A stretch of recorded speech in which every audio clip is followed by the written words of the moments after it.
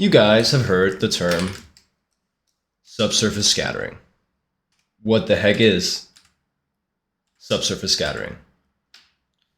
Well, when light enters a surface, a translucent surface, one of the more common of which is skin, or when light hits a translucent surface, it actually enters the surface a little bit, goes into the surface. If this here's the surface of the skin, the light actually enters the surface a little bit and bounces around a little bit here in the surface of the skin.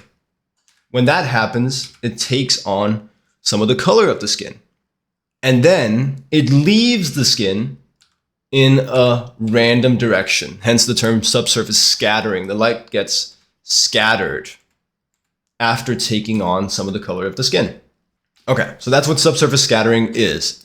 Light enters a translucent surface, bounces around within it, and leaves it in a random direction. Now, how do we draw that? How do we paint that?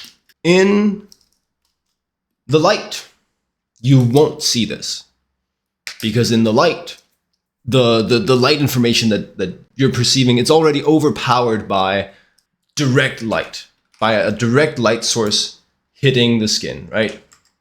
That then gets reflected to us, the viewers, and so we see the direct light.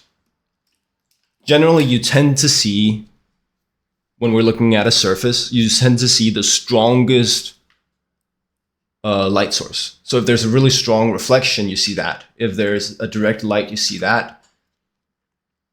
Like the stronger light overpowers the weaker light. So where do you see subsurface scattering? You see it in the shadows.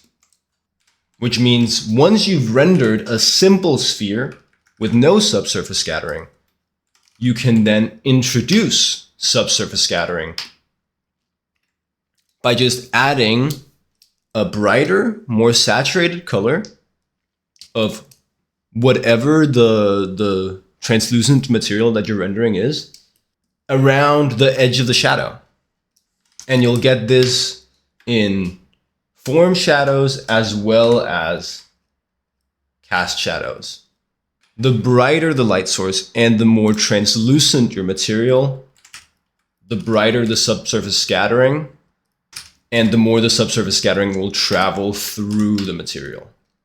I have a cast shadow here under her chest, and then I have some direct light entering the skin right beneath that cast. Well, I'm gonna get some subsurface scattering. It also just adds a lot of life to your character drawings. You can see here without the subsurface scattering, and then with it just makes the piece feel more vibrant.